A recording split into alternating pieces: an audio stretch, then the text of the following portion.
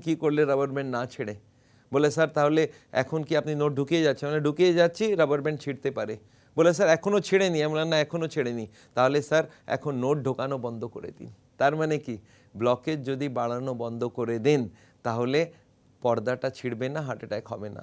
আর ওই পেশেন্ট আরেকটা কথা বলে, স্যার আরও ভালো হয় যদি কিছু নোট বার করে নিন, যদি কিছু এখান থেকে চর্বি বার করে নেওয়া হয় তাহলে রাবার ব্যান্ডটা ঢিলে হয়ে যাবে আর কখনো হার্ট অ্যাটাক হবে না। তাহলে আপনি বুঝতে পারছেন হার্ট অ্যাটাকটাকে রোকবার জন্য সবথেকে ভালো উপায় কি ব্লকেজ বাড়ানো বন্ধ করো আর ব্লকেজটাকে কম করা শুরু করে দিন, তাহলে হার্ট অ্যাটাক কখনো হবে না। এটাকে আমরা বলি প্রিভেনশন অফ হার্ট ডিজিজ। যদি ব্লকেজকে বন্ধ করে দিলেন বাড়ানো, আর রিভার্সাল মানে ব্লকেজটাকে কম করা যেতে পারে। তার মানে হার্টের পেশেন্ট যদি ব্লকেজকে বাড়ায় না আর কম করতে থাকে, রিভার্স করতে থাকে, তাহলে ওর হার্ট অ্যাটাকের চান্স একদম শেষ হয়ে যাবে। আর এটাই আমি হার্টের পেশেন্ট, আমাদের দর্শকদের যাদের হার্টের পেশেন্ট আছেন তাদেরকে বলবার জন্য আমি এই ক্লাসটা করছি, কিভাবে পেশেন্ট হার্টের অ্যাটাকে চলে যায় আর কি করলে হার্ট অ্যাটাকটা কখনো হবে না। এনিওয়ে, তাহলে আপনি এখন তিনটে জিনিস বুঝতে পারলেন, হার্টের অসুখ কী, হার্টের অসুখের কি কি টেস্ট করা যেতে পারে, আর হার্ট অ্যাটাক ব্যাপারটা কি, হার্ট অ্যাটাকটা কী করে হয়, আর কি করে হার্ট অ্যাটাকটাকে রোকা যেতে পারে। এখন আসা যাক ফোর্থ চ্যাপ্টারে। স্যার কী করা উচিত যাতে ব্লকেজ না বাড়ে আর ব্লকেজ রিভার্স হয়? এর জন্য আমার মনে আছে একবার আমি জিজ্ঞাসা করলাম একজন মানুষকে, খুবই বুদ্ধিমান লোক, ওকে আমি জিজ্ঞাসা করলাম স্যার কী করা উচিত যাতে ব্লকেজ বেড়ে না যায়, ব্লকেজ কমে যায়? উনি আমাকে একটা সিম্পল কোশ্চেন জিজ্ঞাসা করলেন, স্যার এই যে কালো কালো আপনি ড্র করেছেন যেটা ব্লকেজ, এই ব্লকেজটা কি মেটেরিয়াল দিয়ে তৈরি? আমি বললাম তাহলে কি করবেন? বলে এই মেটেরিয়ালের সাপ্লাই বডিতে বন্ধ করে দেব। আপনি বুঝতে পারছেন কত সিম্পল জিনিস। এই যে ব্লকেজ যেটা আছে কি দিয়ে তৈরি হয় এই ব্লকেজটা, আর যদি আমরা এটা জানতে পারি এই ব্লকেজটা কী দিয়ে তৈরি আছে, ওই দুটোর সাপ্লাই যদি বন্ধ করে দিই তাহলে ব্লকেজ কখনো হবে না আর ব্লকেজ বাড়বে না। তাহলে এই কি জিনিস জমে সেটা আপনাকে বোঝাতে চাই। দুটো জিনিস জমে, একটার নাম হলো কোলেস্টেরল আর একটা নাম হলো ট্রাইগ্লিসারাইডস। আপনি শুনে থাকবেন দুটো নাম। কোলেস্টেরলটা তো খুবই কমন নাম, প্রতিটা মানুষ শুনেছে, কোলেস্টেরল জমে যায় হার্টের ভেতরে। তাহলে এই দুটো জিনিসের নাম এখন মনে রাখতে হবে, একটার নাম হলো কোলেস্টেরল আর একটার নাম হলো ট্রাইগ্লিসারাইডস। ট্রাইগ্লিসারাইডস এই দুটো আইটেম যদি আপনার রক্তর ভেতরে বেশি থাকে তাহলে ওটা ব্লকেজ তৈরি করবে। তাহলে হার্টের পেশেন্টের প্রথম কি করা উচিত, এই দুটোকে বোঝা উচিত। আপনার রান্নাঘরের মধ্যে এই দুটো জিনিস যদি থাকে আর এটা যদি আপনি খান তাহলে ব্লকেজ বাড়তে থাকবে, আর ব্লকেজ যদি বাড়ে একদিন হার্ট অ্যাটাক হবে। তাহলে এখন এই দুটোকে বোঝা যাক, কোলেস্ট্রল কী আছে, ট্রাইগ্লিসারাইড কী আছে। তাহলে শুরু করি। এখন এই ট্রাইগ্লিসারাইড ব্যাপারটা কী? ট্রাইগ্লিসারাইড আপনাদের সবার রান্নার ঘরের মধ্যে থাকবে, আর এটার বাড়ির নাম, এটা যেটা বাসার নাম, সেটার নাম হলো তেল। কোন তেল? যত রকম তেল আছে, চাহে সয়াবিন তেল হোক, চাহে মাস্টার্ড অয়েল হোক, চাহে কার্নোলা অয়েল হোক, চাহে সূর্যমুখী তেল হোক, চাহে জাইতুং তেল হোক, বা তিলের তেল হোক, বা গ্রাউন্ডনাট চিনে বাদামের তেল হোক, যে কোনো তেল, আর আজকাল রাইস ব্রান অয়েল, এই যত রকম তেল বাজারে আছে সবগুলোর একটাই নাম, সেটা হলো ট্রাইগ্লিসারাইডস। এই ট্রাইগ্লিসারাইড, এই তেলটাকে কোথাও জমতে দেখেছেন আপনি? কোথায় দেখেছেন ভাবুন। আপনি কিচেনের ভেতরে ঢুকে যান, রান্নাঘরে যেখানে গ্যাসের চুল্লাটা রাখা আছে, পুরো দিন খাবার তৈরি হবার পরে ওই চুল্লাটার পাশের দেওয়ালে হাত লাগাবেন, দেখবেন হাতে চিপচিপ করছে। এটা আবার চিপচিপ কী করছে? এটা তেল জমে গিয়েছে ওখানে। আর আপনি দেখবেন মহিলারা সাবানের জল করে সন্ধেবেলা ওই দেওয়ালটাকে পরিষ্কার রাখেন। একজন ভদ্রমহিলাকে আমি বললাম আপনি 1 মাস পর্যন্ত সাফ করবেন না, দেখা গেল লেয়ার বাই লেয়ার তেল জমে যাচ্ছে। আর এই লেয়ার বাই লেয়ার তেল আপনি এক্সস্ট ফ্যানে পাবেন, আপনি চিমনির ভেতরে পাবেন। আর এই সেম তেলটা হার্টের ভেতরে যদি জমে যায়, আপনি বুঝতে পারছেন কী হবে? তাহলে ওনার ভেতরে এই ব্লকেজ জমে যাবে। তাহলে হার্টের পেশেন্টদেরকে আমি কি বোঝাবো? হার্টের পেশেন্টের স্ত্রীকে কি বোঝাতে হবে?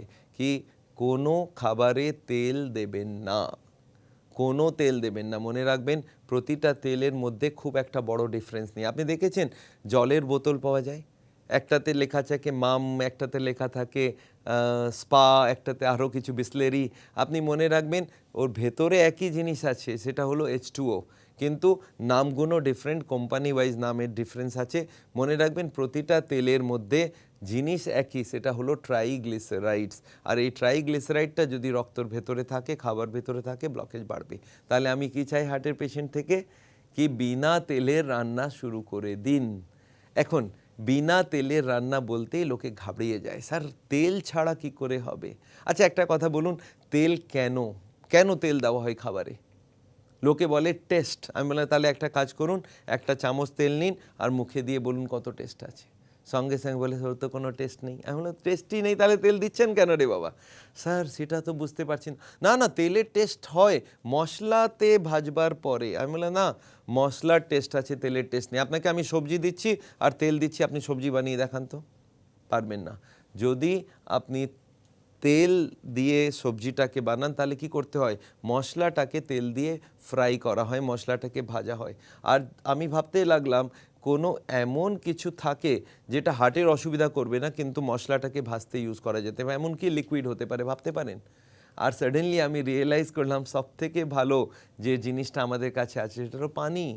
যদি মশলাটাকে পানি দিয়ে ভেজে নেওয়া যাক তাহলে আমাদের কোনো অসুবিধা হবে না। তার মানে মশলাটাকে যদি মশলার টেস্ট আপনি মনে রাখবেন, নুনের টেস্ট, মরচের টেস্ট, হলুদ আর জিরে আর ধনে আর পেঁয়াজ আর টমেটো আর আদা আর রসুন, এই সব মশলাগুলো, এই মশলাপাতির টেস্ট আছে, তেলের কোনো টেস্ট নেই। এই মশলাটাকে ভাজবার জন্য আমাদের মাথাতে ঢোকানো হয়েছে তেল দিয়ে ভাজতে হবে। এই ব্যাপারটা আপনি বাদ দিন, তেল দিয়ে ভাজতে হবে না, মশলা সব থাকবে, সেটাকে পানি দিয়ে ভাজতে হবে। আর এই পানি দিয়ে ভাজে কি করে, তার জন্য আমরা ক্লাস করি। আমি হার্টের পেশেন্টদের স্ত্রীদেরকে এটা শেখাই কিভাবে পানি দিয়ে মশলাটাকে ভাজা যেতে পারে। আমি ওদেরকে জিজ্ঞাসা করি আপনি তেল চান না টেস্ট চান? স্যার টেস্ট চাই। আমরা টেস্ট তো মশলা থেকে আসবে আর ওটাকে ভেজে নেবার পরে টেস্ট আসবে, কিন্তু পানি দিয়ে ভাজতে হবে। লোকে বলে পানি মানে পানি দিয়ে কোনো তেল ইউজ করবেন না। আমি দেখলাম তাহলে পানির নাম বদলে দেওয়া যাক, আমি ওটাকে বলি সাওল অয়েল। আমাদের সাওলের নাম থেকে সাওল অয়েল, তার মানে এখন থেকে এই অয়েলটা আপনাকে বাড়িতে ফ্রি সাপ্লাই দিয়ে দিলাম। এখন জিরো অয়েল মানে হলো পানি দিয়ে মশলাটাকে ভাজা, তার মানে সাওল অয়েলে ভাজা। আপনি যেরকমভাবে নিতে পারেন, কিন্তু মনে রাখবেন আমরা এরকম হাজারে হাজারে ডিশ তৈরি করেছি, খুব ভালো রেসিপিস তৈরি করেছি যেটা বিনা তেলে রান্না হবে, টেস্ট সেম টু সেম থাকবে। কেবল দিমাগটা একটু চেঞ্জ করতে হবে, কি মশলাটাকে ভাজতে হবে বিনা তেলে। আমি এরকম দেখেছি অনেক মহিলারা এই মাথাটা ইউজ করে ওই মাথার সেটিংটাকে চেঞ্জ করতে চায় না। আমি দেখেছি একজন হার্টের পেশেন্টকে আমি বুঝিয়ে দিলাম কি আপনি ট্রাইগ্লিসারাইড খাবেন না। উনি গিয়ে নিজের স্ত্রীকে বলেছেন কি কাল থেকে খাবারে কোনো তেল দিও না। আচ্ছা স্ত্রী মেনে যাবে না? না, মানবে না। না কি করে হবে? না আমি তেল চাই না। তখন উনি কি বলেন, আমি এতটুকু দেবো, অর্ধেক করে দিল। তারপরে হাজব্যান্ড আবার বলেছে না, না মানে না, আচ্ছা এতটুকু দেবো। আবার হাজব্যান্ড বলে না মানে একদম না, একটা ড্রপও দেবে না, বলে এতটুকু দিব, টাচ করে দিব। কেন এরকম করছেন? আর এরপরে যদি হাজব্যান্ড বলে তুমি আমাকে মারতে চাও, তাহলে উনি বলেন না না না এরকম কথা বলবে না, আচ্ছা ঠিক আছে আমি কাল থেকে বিনা তেলে তৈরি করব। এখন কি করে জানেন তো, তেলটাকে সরিয়ে দিল আর মশলাটাকেও সরিয়ে দিল। এখন থাকলোটা কি? বয়েল করা সবজি, বলে বয়েল করা সবজি খাওয়া। আরে তো টেস্ট কোথা থেকে আসবে রে বাবা? মশলাটা বাদ দিলেন কেন? বলে না তেল ছাড়া মশলা ভাজা যায় না। এটা কে বলেছে? আল্লাহ বলেছে? না, কেউ বলেননি। মশলাটাকে ভাজবার যে কোনো পদ্ধতি আপনি ইউজ করুন, কিন্তু তেল দিয়ে হবে না। তাহলে আমরা এখন কি শেখাচ্ছি? মশলাটাকে ভাজুন কি দিয়ে? বিনা তেলে, পানি দিয়ে ভাজতে হবে। আপনাকে আরেকটা কথা আপনাকে ভালো করে বুঝিয়ে দিই, এই তেলটা আমাদের বডিতে যতটা দরকার আল্লাহ প্রকৃতি অলরেডি প্রতিটা খাবারের ভেতরে এই তেলটা ঢুকিয়ে রেখেছেন। আপনি জানেন রুটির মধ্যে 1% তেল আছে, ভাতে 1% তেল আছে, ডালে 5% তেল আছে, প্রতিটা সবজি প্রতিটা ফ্রুটের মধ্যে কিছু কিছু তেল আছে। আমাদের জন্য প্রচুর, এর থেকে বেশি তেলের দরকার আমাদের বডিতে নেই। তার মানে তেল দেওয়া বন্ধ। আর 2 নম্বর আইটেমের নাম হলো কোলেস্টেরল। এটা আবার কোন খাবারে পাওয়া যায়? কোলেস্টেরল একটাই খাবারে ওয়ার্ল্ডে পাওয়া যায়, সেটা হলো অ্যানিমাল ফুড। অ্যানিমাল মানে কি? জানোয়ার থেকে তৈরি যে কোনো খাবার, তার মধ্যে কোলেস্ট্রল থাকবে। আরেকটা জিনিস আপনি জিন্দগি ভরের জন্য মনে রাখবেন, কোনো প্লান্ট ফুডের মধ্যে কোলেস্ট্রল থাকে না। প্লান্ট ফুড মানে কি, যত রকম সবজি, যত রকম ফল, যত রকম শস্য, আনাজ, যেমন রুটি, ভাত, এগুলোতে কোনোটাতে কোলেস্ট্রল নাই। কেন কোলেস্ট্রল নাই? ওটা প্লান্ট থেকে তৈরি। যদি অ্যানিমাল থেকে তৈরি হয় তবে ওতে কোলেস্ট্রল থাকবে। আচ্ছা, অ্যানিমাল ফুড কি কি আছে ভাবুন। অ্যানিমাল ফুডে আছে যত রকম মাংস, যত রকম মাছ, ডিম আর দুধ। এই চারটা জিনিস আমাদের ব্লকেজ বানাতে মদত করে, কারণ কি ওটা animal food, full of cholesterol. তাহলে আমি হার্টের পেশেন্টদেরকে কি রিকোয়েস্ট করব? আমি বলবো আপনি অ্যানিমাল ফুড বাদ দিন। তার মানে মাংস বাদ দিন, চিকেন বাদ দিন, মাছ বাদ দিন আর ডিম বাদ দিন। লোকে বলে স্যার তাহলে বাঁচবো কী করে? আমরা এটা মাইন্ডসেট। অনেক গরিব আছে যারা হয়তো মাছ মাংস কিনতে পারে না, তারাও বেঁচে থাকে। আর অনেকজন আছে এরকম, বিধবারা অনেক কিছু আছে, যারা অনেকজন এরকম আছে যারা কখনো মাছ মাংস খায় না। আমাদের ইন্ডিয়াতে হাফ অফ দ্য পপুলেশন মাছ মাংস খায় না। তারা কি খুব দুঃখী নাকি? এটা মাইন্ডসেট। আমাদের সবার মাইন্ডে একটা বসে যায়, এটা হলে খুশি। যার আলুর সবজি পছন্দ সে আলু ছাড়া দুঃখী হয়ে যাবে, যার পটলের সবজি পছন্দ সে পটল বিনা দুঃখী হয়ে যাবে। সবার মাথাতে একটা ঢুকে যায়, এরকম হলে খুশি হব, না হলে খুশি হব না, এরকম কিছু হয় না। এটা হলো মাইন্ডসেট। তাহলে আপনার মাইন্ডসেটটাকে একটা চেঞ্জ করতে হবে কি আমি অ্যানিমাল ফুড খাবো না। দুধে একটা প্রবলেম আছে, দুধের একটা সুবিধাও আছে। প্রবলেম হলো ওতে কোলেস্ট্রল আছে, আর সুবিধা হলো সেটাকে বয়েল করে যদি দুধটাকে ঠান্ডা করেন কোলেস্ট্রলটা উপরে গিয়ে জমে যায়। এটাকে শর্ট বলা যেতে পারে। এটাকে সরিয়ে দিন, আবার বয়েল করুন, আবার ঠান্ডা করুন, আরেকটা লেয়ার হবে। 2-3 লেয়ার যদি আপনি ফ্যাটটা বার করে দিন দুধটা, তাহলে কিছুটা পরিমাণে দুধটা নেওয়া যেতে পারে। তাহলে হার্টের পেশেন্টের কী কী বোঝালাম? দুটো জিনিস, কোলেস্ট্রল বাদ দিন আর ট্রাইগ্লিসারাইড বাদ দিন। এটা বাদ দিলে হার্টের অসুখটা বাড়ানো বন্ধ হয়ে যাবে। আর যদি একদম সাপ্লাই বন্ধ করে দিন তাহলে কি হবে? ব্লকেজটা কমে যাবে। এখন আরেকটা জিনিস বোঝা যাক, এই দুটো হলো, আমি বলি এটা হলো দুটো সবথেকে বড় ক্রিমিনাল, সবথেকে বড় মার্ডারার। লাখ লাখ লোককে প্রতি বছর এখানে মারে। এই দুটো ক্রিমিনাল আমাদের কিচেনে ঢুকে গিয়েছে। আর কার হেল্প নিচ্ছে? আমাদের স্ত্রীদের হেল্প নিচ্ছেন, আমাদের মাদের হেল্প নিচ্ছেন, বোনদের হেল্প নিচ্ছেন। কি আপনারা এই দুটো ক্রিমিনালকে ইউজ করে পেশেন্টকে মারার চেষ্টা করুন? আমি মনে হয় এটা করা উচিত নয়। আমরা চাই এই দুটো কোলেস্ট্রল ট্রাইগ্লিসারাইডকে আমরা খাবার থেকে বাদ দিতে চাই, আর তাতে মাইন্ডসেটটা চেঞ্জ করতে হবে। আর কোনো ফরক নেই। টেস্ট এত খাবার আমরা তৈরি করেছি বিনা তেলের, যাতে স্বাদ অনেক ভালো হয়। আমাদের ক্যাম্প হয়, কুকিং ক্লাস হয়, সেখানে আমরা শেখাই কিভাবে তেল ছাড়া খাবার তৈরি করা যেতে পারে। এখন আবার ভাবা যাক, এই দুটো লোক আছে গুন্ডা, এদের আবার টিম আছে নাকি না? হ্যাঁ, এদের একটা টিম আছে। এই টিমগুলোর নাম হলো HDL, LDL, VLDL, আর একটা হলো কোলেস্ট্রল HDL রেশিও। এই 6টা আইটেমকে আমরা বলি লিপিড প্রোফাইল। এই 6টাকে বলা হয় লিপিড প্রোফাইল। দেখবেন ডাক্তাররা লিখে দেন লিপিড প্রোফাইল করিয়ে আনবে। তার মানে কি, এই রক্তর ভেতরে কোন গুণটা কতটা আছে সেটা জানা উচিত। আপনাকে একটা কথা বলে দিই, কোলেস্ট্রলটা আমাদের রক্তর ভেতরে 130 থেকে 180 পর্যন্ত থাকা উচিত। আর আমি কি চাইবো হার্টের পেশেন্ট থেকে? আমি চাইবো সে 129 এনে রাখুক। আর ট্রাইগ্লিসারাইডটা আমাদের রক্তের ভেতরে 100 থেকে 160 থাকার কথা। আমি কি চাইবো? আমি চাইবো 99 এনে রাখুন। যদি এই দুটো আপনি আনতে পারেন তাহলে হার্টের অসুখ হওয়ার চান্স খুব কম, হার্ট অ্যাটাক হওয়ার কোনো চান্স থাকবে না। এই দুটো খুব ভালোভাবে মনে রাখবেন, কোলেস্ট্রল 130 থেকে কম আর ট্রাইগ্লিসারাইড 100 থেকে কম। এই দুটো আনবার জন্য বিনা তেলের রান্না খেতে হবে, আর তার সঙ্গে কোলেস্ট্রলের জন্য যত রকম অ্যানিমাল ফুড বাদ দিতে হবে, প্লান্ট ফুড থেকে বাঁচতে হবে, তাহলে আমাদের কাজ হয়ে যাবে। এর সঙ্গে আরও একটা জিনিস মনে রাখতে হবে, একটা গুড কোলেস্ট্রল আছে এর মধ্যে। গুড কোলেস্ট্রল হলো HDL কোলেস্ট্রল। এটা বাজারে পাওয়া যায় না। এটা আবার কোলেস্ট্রলকে মদত না করে কোলেস্ট্রলকে কম করার চেষ্টা করে।